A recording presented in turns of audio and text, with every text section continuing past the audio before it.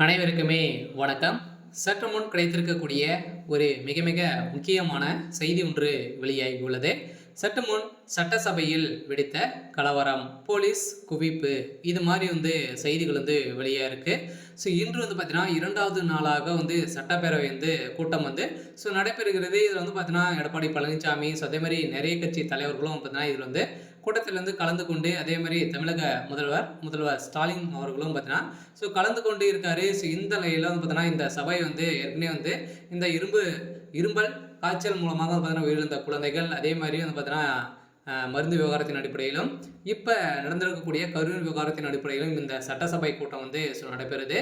So இதில் என்ன தீர்ப்பு வழங்க போகிறாங்க, என்னென்ன நலத்திட்டங்கள்லாம் செய்ய போகிறாங்க அப்படின்ற மாதிரி எதிர்பார்ப்போடு இருந்திருந்த நிலையில் இப்போ அதிரடியாக சட்டசபையில் பார்த்தீங்கன்னா அதிரடியாக நிறைய கட்சி தலைவர்கள்லாம் பார்த்தீங்கன்னா திமுகவை குறை சொல்லும் வந்திருக்கும் நிலையில் அங்கு திடீர்னு நடந்த சட்டசபையில் ஒரு மிகப்பெரிய கலவரம் வெடித்திருக்கு. இந்த கலவரத்தின் அடிப்படையில் முதல்வர் ஸ்டாலின் அவர்களும் பார்த்தீங்கன்னா அதிரடியாக குண்டுகட்டாக வெளியே தூக்கி சென்ற சம்பவம் பரபரப்பை ஏற்படுத்தியிருக்கு. ஸோ இதை பற்றி இந்த வீடியோவில் நம்ம முழுமையாக பார்க்கலாம். ஸோ அதுக்கு முன்னாடி நம்ம சேனலுக்கு இப்போ தான் நீங்கள் முதல் முறையாக வந்திருக்கீங்க அப்படின்னா மறக்காமல் நம்மளுடைய சேனலை சப்ஸ்கிரைப் பண்ணி சப்போர்ட் பண்ணுங்கள். ஸோ வாங்க வீடியோக்குள்ளே போகலாம். ஸோ பார்த்தீங்கன்னா அனைவருக்குமே தெரியும், இந்த கரூர் வழக்கின் மூலமாக ஒரு மிகப்பெரிய சம்பவம் இந்திய வரலாற்றிலேயே பார்த்தீங்கன்னா ஒரு மிகப்பெரிய சம்பவம் நடந்தது.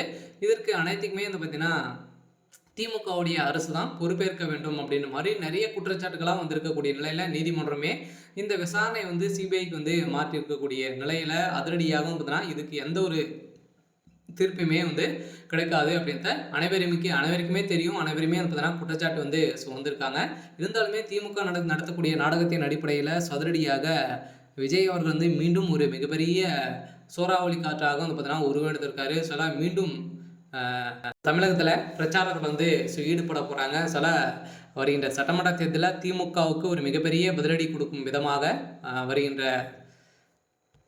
சட்டசபையில் ஒரு மிகப்பெரிய வெற்றியை பெறும். இருந்தாலுமே இப்போ இந்த சட்டசபை கூட்டத்தில் அதிரடியாகவும் பார்த்தீங்கன்னா திமுகவுக்கு ஒரு மிகப்பெரிய பதிலடி கொடுக்கும் விதமாக எடப்பாடி பழனிசாமி அவர்கள் பேசிய சம்பவத்தின் அடிப்படையில் சங்கு இரு தரப்புக்குமே ஏற்பட்ட மோதலின் அடிப்படையில் அங்கே ஒரு மிகப்பெரிய கலவரம் வெடித்திருக்கு. சில பார்த்தீங்கன்னா சபாநாயகர் அவர்களையும் பார்த்தீங்கன்னா திடீர்னு சட்டசபை கூட்டம் கலைக்கப்பட போகிறதாகவும் ஒரு தகவல் வெளியாக இருக்குது. சில திமுகவில் நடக்கக்கூடிய சம்பவங்களை பார்த்தீங்கன்னா வைத்து அனைத்துமே கேள்விகள் எழுப்பியிருக்காங்க. இந்த கேள்விக்கு முதல்வர் ஸ்டாலின் பதிலளிக்க முடியாமல் திணறக்கூடிய நிலையில் தான் இப்போ அதிரடியாக திமுக ஒரு மிகப்பெரிய சந்தேகம் ஏற்பட்டிருக்கு. சில சபாநாயகர் அப்பாவும் பார்த்தீங்கன்னா அதிரடியாக திமுகவில் நடத்தக்கூடிய அனைத்து இது வரைக்குமே நடந்திருக்கக்கூடிய அனைத்துக்குமே பார்த்தீங்கன்னா பதிலளிக்க வேண்டும். அதே மாதிரி என்னென்ன நலத்திட்டங்கள்லாம் செஞ்சுருக்கீங்க அப்படின்ற மாதிரி கொண்டு வர வேண்டும் அப்படின்ற மாதிரி உத்தரவிட்டு இருக்காங்க.